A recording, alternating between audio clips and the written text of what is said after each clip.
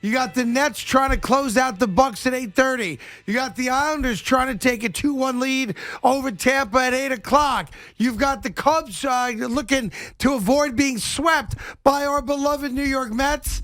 And the New York Yankees looking for the 1-2-3 game sweep of the Toronto Blue Jays. It's New York. That's why we're better than everybody else. Good afternoon, Evan. How are you today, kid? A little worried today. As you should be for multiple reasons. Correct, multiple reasons. Let's start with the lowest hanging fruit.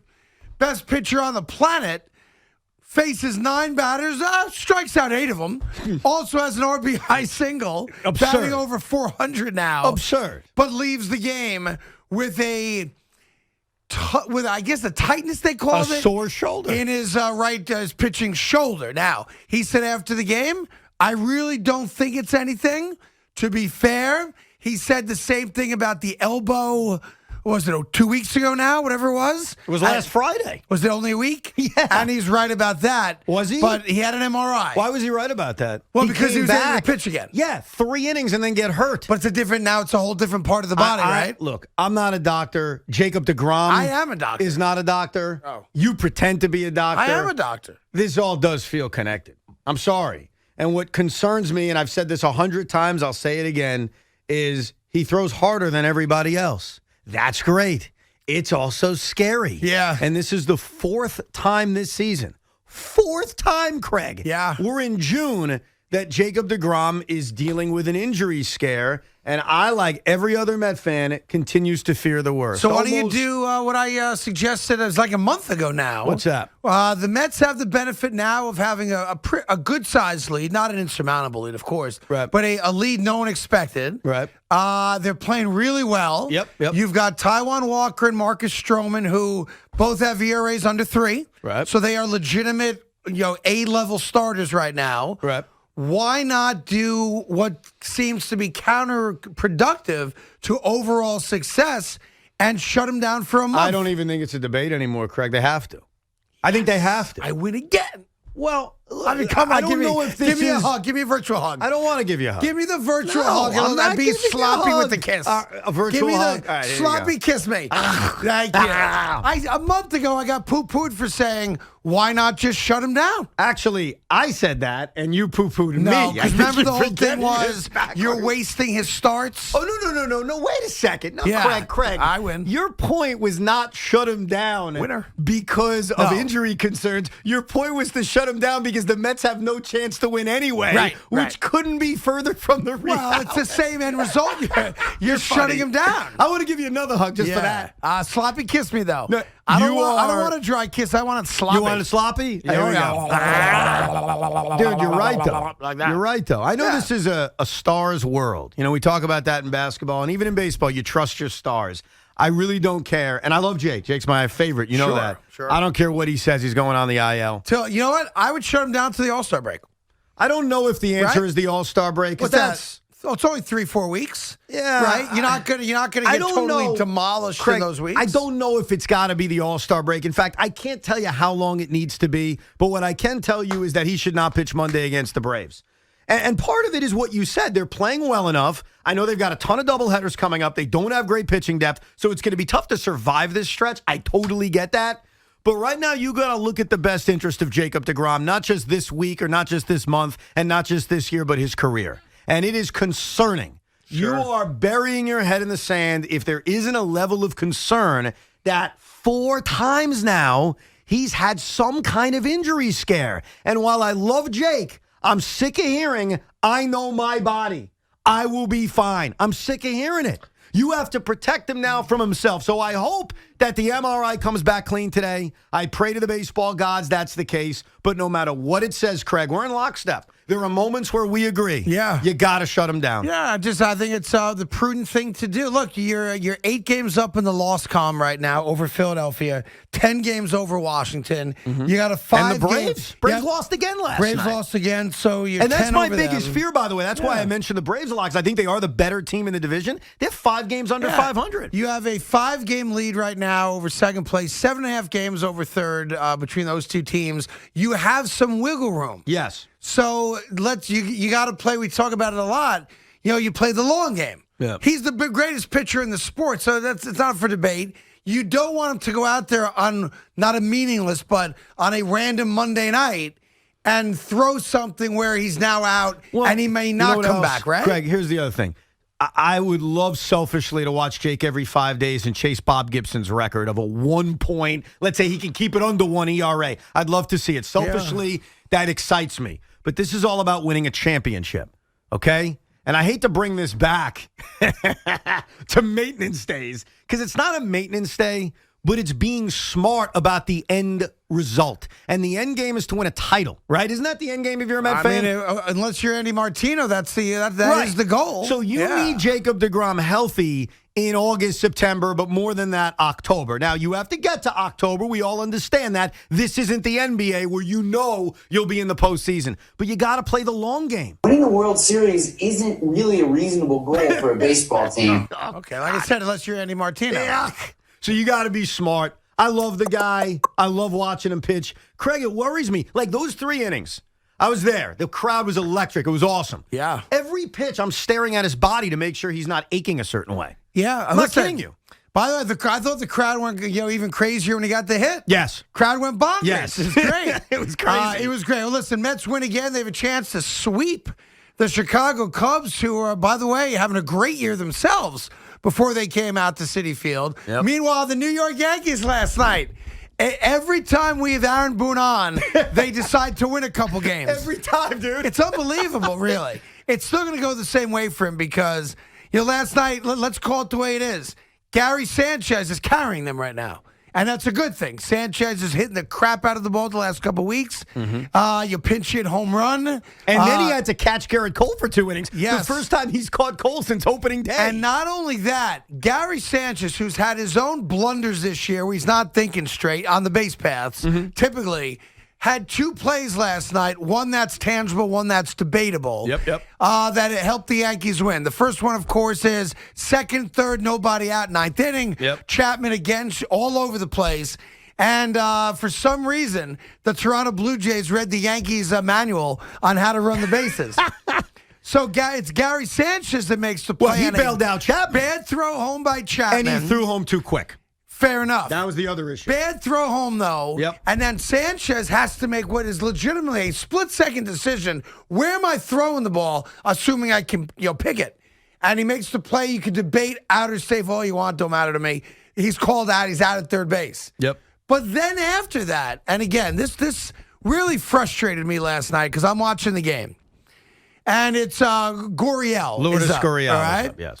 Chapman throws a pitch that's high in the strike zone. It's irrelevant to the conversation. And it tips off Sanchez's glove and hits the home plate ump in the mask and then goes behind him. Now, at no point, and Gurriel's swinging, at no point, and they showed the replay 50 effing times last night, to their credit. I'm glad they did. The ball doesn't come within 3 inches of his bat. At no point did the ball make contact with Gurriel's bat. David Cohn says it's inconclusive. Yeah. I guarantee you, if that was a Yankees swinging the bat, we would have gotten a different answer. Neither here nor there. It appeared that Gary Sanchez stands up and grabs the home plate up to make sure he's all right. Yeah, he was showing compassion for Now, C.B. Buckner. In doing so, the home plate ump, if you watch the video, you can see it. He raises both hands for a split second as if to call time. But it wasn't like all the way up. It was like a half committal timeout because the bat never hit the ball. Right. So in theory, all the runners advance. Maybe they even tie the game there, right? I know one Blue Jay, I forget which guy it was. Teoscar Hernandez. He kept running. He kind of walked. Well, because he was confused on what to do. It was one of those football plays where you're not sure if the whistle was blown. Right. And so I think he kept saying, I should keep running. Why not? Now, there's no review on a situation like that, so there was no ability to take a look at it again. Yeah. But this is 2 for 2, Craig. I watched the game. You watched the game. No. That did not hit the bat. I don't think it was even debatable. I don't think it was close. Yeah. But once the call is made, there's nothing they can do about it. I don't know if Sanchez did it on purpose or not. I guess it doesn't matter. The point is that right now, Gary Sanchez is locked in. Yeah. I mean, a pinch hit home run that they desperately needed. Clutch 2-run Batting home over 300 over the last couple weeks, whatever it is. Playing well defensively. And he's playing like the guy that everyone hoped he was going to play like. So good for him. Something happened, though, last night. That is something I've been talking about all year about Giancarlo Stanton. And I don't know if anyone else picked up on it, but I picked up on it. All right? I don't remember everybody's name, but there's a pitcher on the Blue Jays. Ross Stripling? How do you say it? Ross Stripling? Yeah, Ross Stripling, who goes crazy because his third baseman, Joe Panic. Joe Panic. This is what I'm here for, bro. Thank Look at you. Panicked and makes a terrible throw to first base with Stanton walking to first base. Right. Now, to his credit, this Stripling guy apologized after the game. Yeah, because he completely showed up Joe Panic in the moment. He goes, I shouldn't, he apologized. It was an over-the-top apology. Like, he went as far as he could to say, I'm sorry, I apologize to him, all that. Yeah. But what he said before that was what was key to me. And I'm going to paraphrase it. Stripling came out and said, the reason I was so upset with Panic's throw to first base is that I know the guy running to first doesn't hustle. Yes. He doesn't run the ball out. So there was no rush in having to throw the ball over to first base. That guy is Giancarlo Stanton. That tells you that a Toronto Blue Jay pitcher was recognizing the fact that that's an easy out on a ground ball because he's not going to run. And he never runs. I think the quote Was he that the said exact was, line? I knew Stanton never runs hard to first base. Now, if you're Stanton, that's your reputation. That a pitcher that most people never heard of thought to himself, this guy never runs the ball out. We do have to throw in. And we'll bring that up without Boot at 5 o'clock today. But we do have to throw in the fact, and this is not an excuse, we just need to put all the facts out there, that Giancarlo Stanton is a walking hamstring injury. He is. That's You're in the game. reality. Run. No, well, do you really believe that? I do. You do? I think if you're in the game, you run. Ideally, you're right. Like, ideally, you'd want everybody to hustle. You're talking about the whole business decision stuff? No, it's a decision for the team, though, too, because he's literally a walking calf injury. Well, he said after the game he's building his body up to start playing the outfield. He's not playing the outfield. That's what he said. Look, you Those are can his say it words. all day. Aaron Boone said to us a few weeks ago he's getting closer to playing the outfield, and a day later he was on the injured list with a calf injury. I'm just telling you what was said. I remember Ken Griffey Jr. at the end of his career never ran balls out, and his answer was, I'm trying to stay healthy. And I hate to use that excuse because I don't like it. Inherently, I agree with you. You want guys to hustle. Yeah. But this is a guy in Giancarlo Stanton who, if he looks at his hamstring the wrong way, he pulls it. You know what I mean? But how about a pitcher saying, I know that guy doesn't run? Oh, he called him out. Yeah. Called him out. I was surprised how honest he was about that assessment of Giancarlo. So, but he was. We'll get into that. Aaron Boone joins us at 5 o'clock today. It's going to be a very interesting interview with him today because, listen, they've won back-to-back games. They have a chance to sweep the series. They own Buffalo, New York. I keep telling you that. They should never leave Buffalo. They should try to play all their games in Buffalo. And they went from 8.5 games out to 7 out. So in the course of 2 days, they gained a game and a half. What about your boy? Yeah. What'd you think of your boy last night? Who? This Garrett Cole. I want to get to that later on. Did you notice anything? I'm trying to properly put into words what I think about his performance and what he said. Okay. Because the performance and what he said are diametrically different things. I disagree. All right, but we'll get to it. We'll get to it. But I thought he was. I thought in a lot of ways, without getting into it, last night was fascinating to watch. Yeah. From how he pitched, his reactions on the mound, to what he said post game. Everything about him was fascinating last night. Yeah, I agree. I'm trying to find the right words for it, and I don't think it's the lead story today. So we'll get to it, though, for sure. Garrett Cole did go 8 innings of 2-run ball, only struck out 4. But listen, you go 8 innings, give up 2 runs, we'll take that every day. I don't care what your spin rate is. And then one other thing before we get your calls and take a break and all that stuff. Last night, one of the greatest things in my life took place. And if I could just share with you a personal moment, Evan, I'd appreciate that. Yes, the Yankees won, and finally, there was some excitement in the 9th inning. And that was real because Chapman sucked, but there was excitement, okay? But he didn't blow it. All right. Came close. The New York Mets, even after losing deGrom, pour on the offense, and they win 3 straight against the Cubs, a chance to sweep them today. Phenomenal, right? But something else happened last night that made me feel all warm and cozy on the inside. Did it make me feel warm and cozy on the inside? I think it probably did. Okay. In a manner in which I don't remember the last time I felt warm blood coursing through my body without being inebriated. Mm-hmm. Last night was one of the great choke jobs in the history of organized sports. And it was authored by the Philadelphia 76ers. Oh, it was so now, beautiful. We don't talk about other teams' basketball teams unless we're playing them because that's not what New York's all about. But if you allow me just a split second, if you're a New Yorker and like me, you want to foo Philly because that's our mantra here, foo Philly. They should die horrible deaths, all their teams. Watching the 76ers blow a 30-point lead last night in their own building and Ben Simmons being afraid to shoot the ball and missing not 1, not 2, not 3, not 4, not 5, not 6, not 7, not 8, not 9, but 10 free throws. Watching Joel Embiid make 17 straight free throws. And then miss 2 clutch ones. And then miss 2 with 10 seconds left.